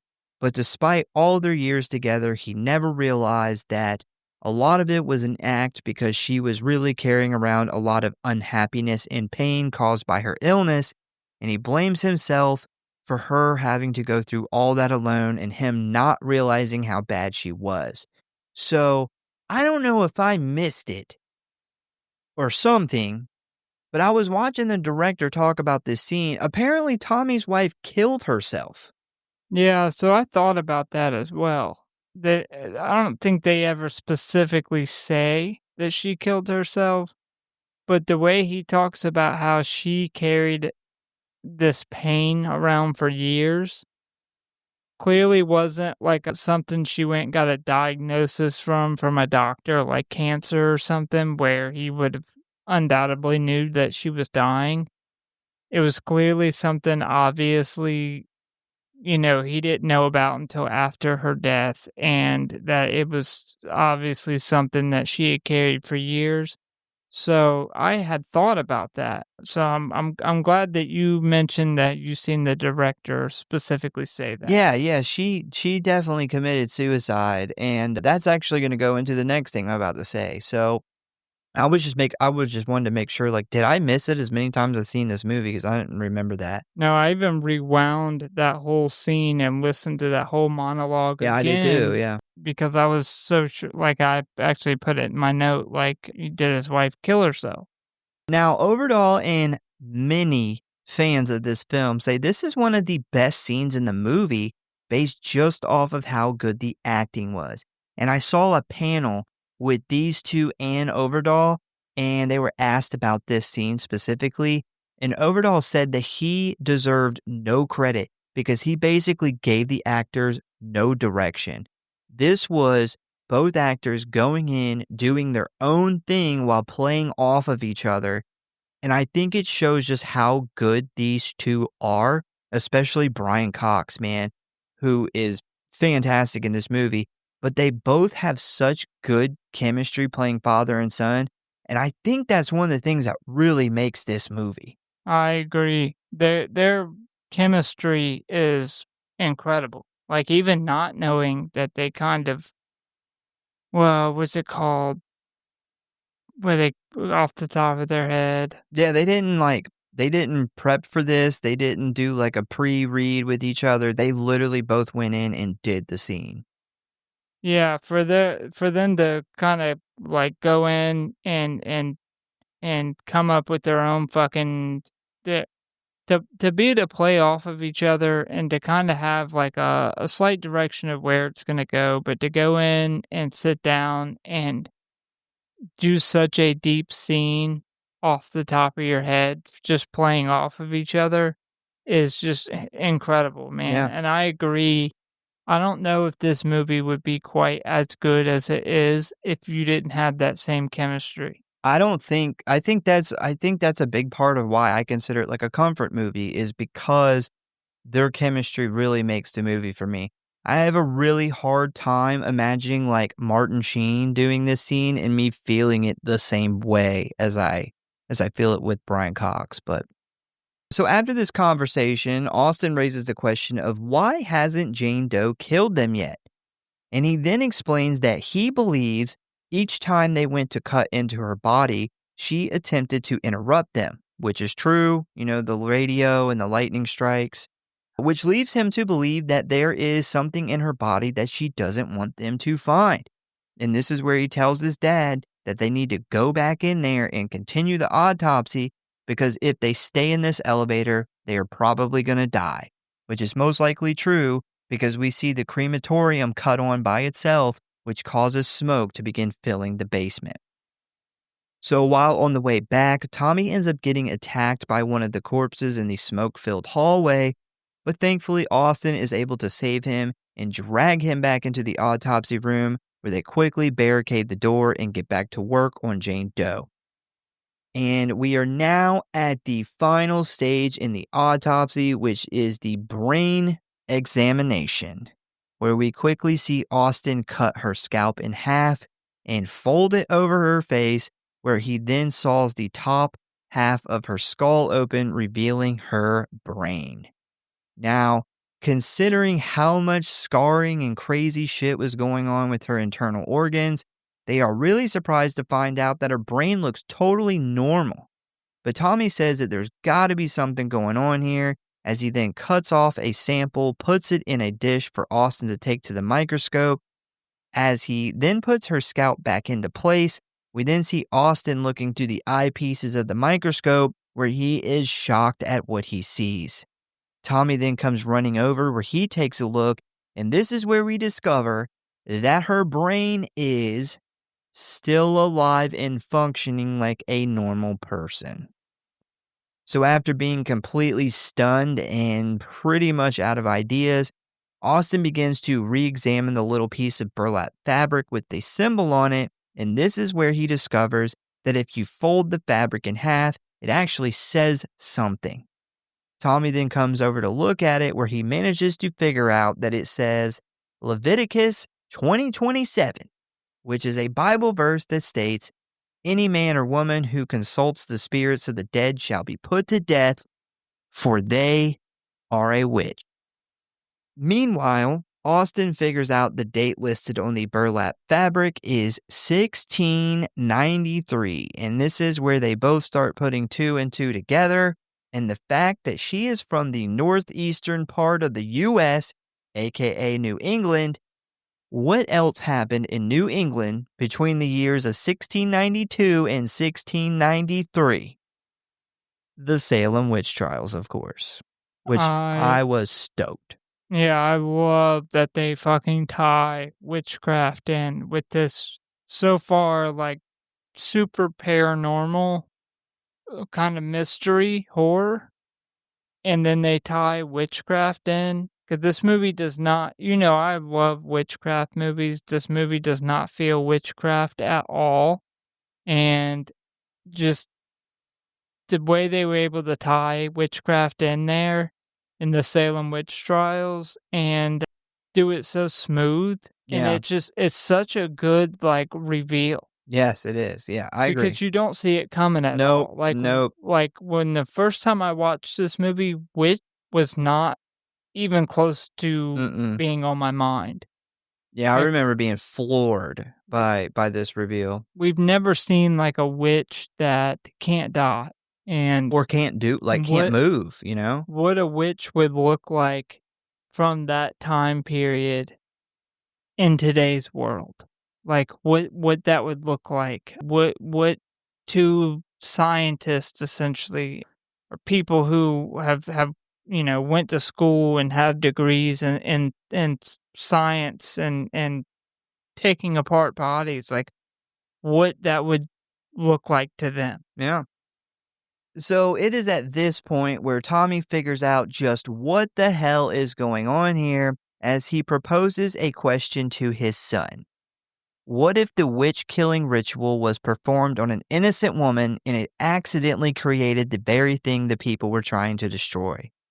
And now, everything that is done to her, she can actually feel, which is why she kept trying to stop them from cutting her open and why she is trying to kill them now. So despite her seeming like she's dead, we know at least her brain is still alive, meaning she has to lay there still, not being able to move, while feeling someone cut you open and remove your fucking organs, and you can't even scream in pain. I would assume that if this happened to me, I would also be using magic to fuck with them as well.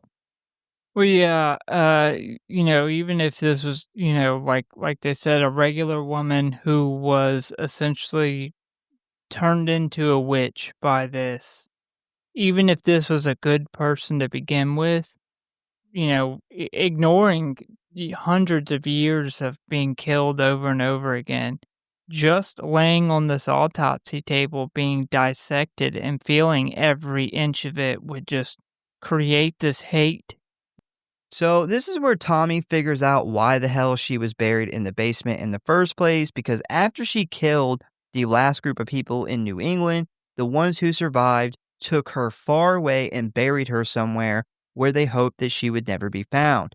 And if she was ever found, she would be so far away from them that it wouldn't be their problem anyway.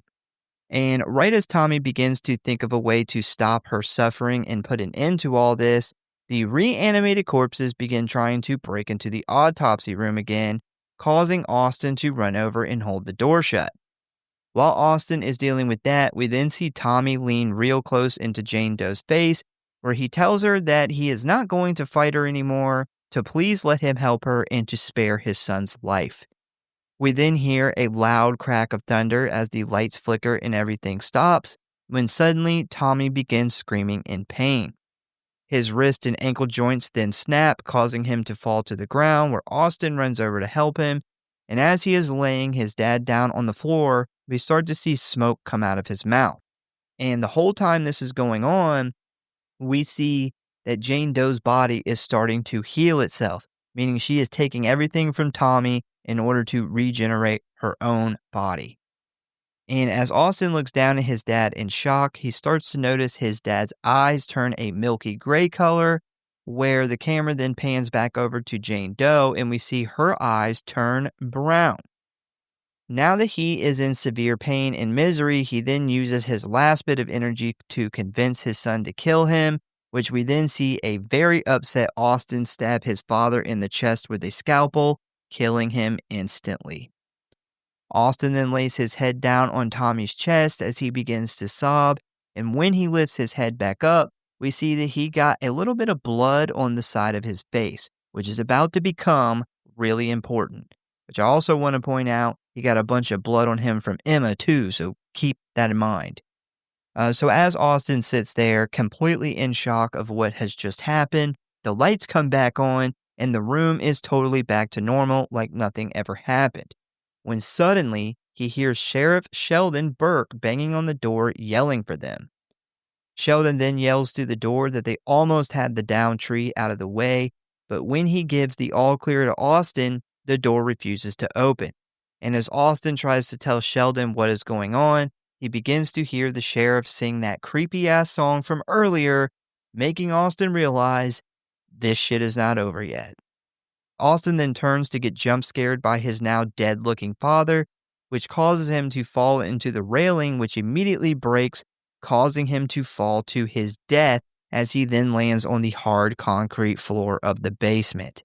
And as the camera pans over his dead body, we see that not only is there no blood on his face from Tommy, but also no blood on his shirt from Emma. We then cut to the next morning where we see Sheriff Sheldon Burke and a bunch of crime scene technicians in the basement taking photos of a now dead Tommy in Austin. And our eagle-eyed viewers will notice that there is also no dead Emma in the hallway.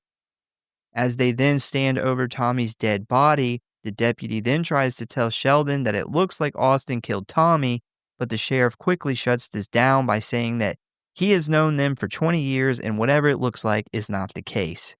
We then hear the radio DJ come on air again where he says, "Today is our 4th straight day of sunshine with a high of 75 with more beautiful weather to come," telling us that that major storm never actually happened.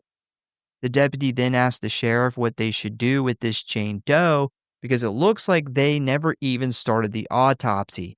And Sheldon angrily tells her to take her over to VCU and get her out of his county ASAP. We then see Jane Doe loaded into the back of a police van and driven off towards the next town over, when suddenly the van's radio begins to play that creepy old-ass song. The camera then pans back to Jane Doe, who we once again see has milky gray eyes, and as the camera stops on her feet, we see her big toe slightly move, telling us she is not done with her revenge. And that is the end of Autopsy of Jane Doe. I love the reveal that most of this shit didn't actually happen. Yeah, I agree. The the radio talking about the fourth sunny day in a row, like, I thought that was a fucking fantastic, fantastic ending. This is, like, I talk about how I love dreadful endings. This is like a super, super dreadful ending, but I love the character so much, I almost still feel bad. Like, Oh, I totally feel bad for them. Like I said, I just want them to just work together and Austin just get rid of Emma, let her move away and just do autopsies with your dad. yeah, just fantastic ending, Oh, man. yeah. I fucking from a horror fan perspective, like, for there not to be this happy ending or, him to give this speech to Jane Doe about, sparing my son and just take me, and then his son gets out and lives happily ever after. Like, when he's getting cut out of there and the sheriff starts singing that creepy song and Yeah. you realize it's all fake, I fucking loved that twist end. So, for years, I've always known about the storm and a lot of this stuff's hallucinations, but this was the first time I ever noticed that, one, Austin has no blood on him anymore, and two, Emma's not dead in the hallway. Emma never dies. And when I was actually doing the research for this movie, I did come across about a 15 or 20-minute behind the scenes kind of montage that they had put together. And they actually filmed the scene where it's the next morning and the cops are all there, taking pictures of Austin and Tommy's body. And Emma shows up and is freaking out, wanting to know what happened to Austin. So she never, ever came back, which she does tell him in the beginning. He was like, "Are you going to come back in 2 hours?" And she was like, "I don't know. We'll see." She never does. Yeah. All right, so a couple of facts. I mean, there's not a ton of facts. Like, there's not a lot on the background of this movie. But, so Olwen Kelly was the first person interviewed for the role. Andre Overdal said that they held further auditions, but he knew her first audition that she was going to be the one. Like, he was going to hire her. I don't know how many people they auditioned after this, but he said, like, it was basically for show. He knew that he was going to pick her, which, I mean, great choice. how many people are you gonna find that can be that still for that long? Like, play this perfect dead body, be okay with nudity, because Yeah. she's laid there nude throughout the whole thing, and look good naked. Yeah. Like, you gotta have all three of those things, because obviously nobody wants the whole movie for, like, this, I hate to say it, like a super unattractive naked girl laying on this table. Big 400-pound Bertha. Yeah. And there's something about like, that succubus wit, like That's super hot, yeah. Yeah, the very attractive dark-haired wit that makes her looks tie into the twist at the end of this movie make that much more sense too. Like, her hair's dark brown, but it's almost so dark it's almost black. Super pale skin. Like, she just has that witch, that succubus witch look to her. I think it ties in really good with the story. Yeah, to find somebody who checks all those boxes and is willing to lay on the table for 8 hours in a day during probably a super hectic shooting schedule. Yeah, I think it would have been hard to find anybody else to even play that role as close to as good as she did. Yeah, so there are many details throughout the movie that initially appear to be goofs. The time on the clock does not change the way it's supposed to with the passage of time. Austin's face does not have blood on it after he falls from the stairs. And when the police are investigating the morgue, the lights are not broken. It is very possible, though, that much of the movie's events are a result of Jane Doe causing Tommy and Austin to hallucinate, and they did not perform the autopsy at all. It is worth noting that all of the deaths are caused by the main characters harming each other unintentionally or mercifully, And presumably the same thing happened at the Douglas house at the beginning of the movie. So kind of what we just talked about, a little more confirmed. And then the last thing I got was when I watched the panel, I found out that they actually hired a autopsy technician that had been doing it for like 40 years to sit on set and explain to them how everything would go. And one of the things Brian Cox talked about was they originally were gonna wear like masks, like a doctor, like a surgeon. And he came in and was like, no, no, no, no one ever wears masks. Like, that's stupid. Like, That's funny. that's yeah, don't do that. Like, everyone just has their regular face. Like, don't worry about that. Yeah. Yeah, but Brian Cox said that it talking to him, it's a lot more looser than you would imagine. And yeah, the guy was like super cool, but he was like, yeah, we don't, we're not like super strict like doctors. The person's already dead. There's no chance of getting anything, I guess, Or from them. getting them sick. Yeah. Which is a lot of times, like if a doctor's doing surgery, they obviously sanitize and wear masks because they don't want to cause infection on the person that is alive. And in this case, they would be dead. So that makes sense. Yeah, you can definitely tell that they brought in somebody who had actual knowledge in this field because the autopsy scenes are incredible. Yeah, I mean, I have read many books about cadavers and autopsies and decomposition. And yeah, man, I didn't come across anything that I knew for a fact was made up or incorrect or anything like that. It was all pretty legit. It all looked so good too. Like you could take just the autopsy scenes and compile them together and show them to me outside of having ever seen this movie. And yeah, you could tell me it was a real autopsy being performed, and I would not know the difference. Yeah. All right, so ratings and kill count. Not a lot of kills. We have a total of 6, barely. We have Carol Douglas, who is killed by Jane Doe. Paul Douglas, Jane Doe. Alvarez, who is the construction worker, was shot by Paul's gun. Otis Howard, who fell in the Douglas's house, much like Austin did. And then we have Tommy, who was stabbed by his son, Austin. And finally, Austin, who fell in the basement. Once again, Emma did not really die. That didn't happen. I didn't do a favorite kill. Like, we only seen 2 of them, and they were both pretty basic kills. I didn't do one. All right, so rating, and I am up first this week. Man, I gave this movie a 4.6. Love the story, love the acting, pacing is fantastic. One of my favorite things about this movie is how unique this story is, which we, already went over all that earlier.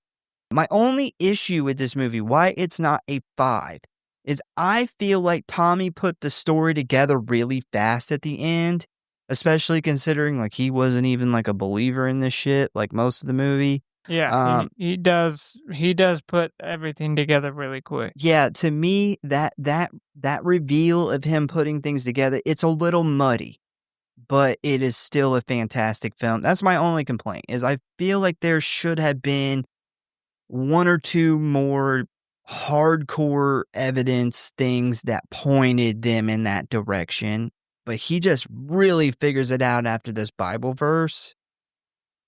And that one's, yeah, it's a little muddy to me. But that doesn't change, 99% of the film is amazing. Oh, yeah, I wish they would have just left it at wit. Like they discovered it was a witch from Salem, not the whole they did this ritual and caused somebody who wasn't a witch to become a witch. All that's just a little too much in detail for the little information that they actually have. I wish they would have just left it at, this has something to do with witchcraft in Salem. Yeah, I mean, even if it was like, they peel her fucking skull open and they see her brain, and then we see like, Salem 1692 or something like written on her fucking brain, or just like something like that to explain a little more how they got there. But yeah, Tommy puts that shit together like a fucking pro. Very fast. And that's my only complaint. So 4.6 for me. I gave this movie a 4.5. Yeah, we're really close there. Yeah, I think that this movie is truly scary. Like, it has some actual, like, legitimate scary moments. It's really good at fucking building dread. Thought the score was beautifully haunting. The pace was great. Thought the pace was fantastic. Cinematography was great. They did we talked about the use of close-up shots that make you feel like you're trapped in this morgue. They also do something really interesting where they do a technique of using the foreground as taking up most of the frame, which constantly has you like looking in the shadows for certain things and for certain movements, which is a really good technique to keep you on the fucking edge of your seat. The couple jump scares I thought were really good. As we talked about, the acting, fucking fantastic. 10 out of 10 on the acting.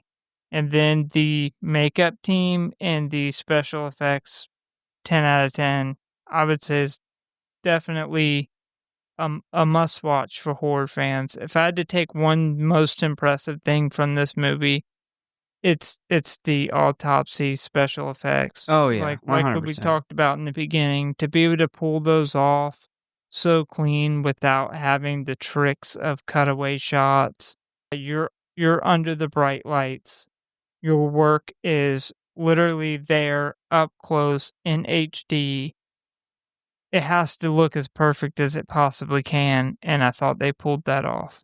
I agree. This is a great movie. If you haven't seen it, I mean, we probably already ruined it for you, but definitely watch it. It's good. So once again, we thank you guys for listening. Please give us a follow or like if you enjoy the show. Check out the website, check out the socials. Thank you again for an awesome season 2 and on to season 3.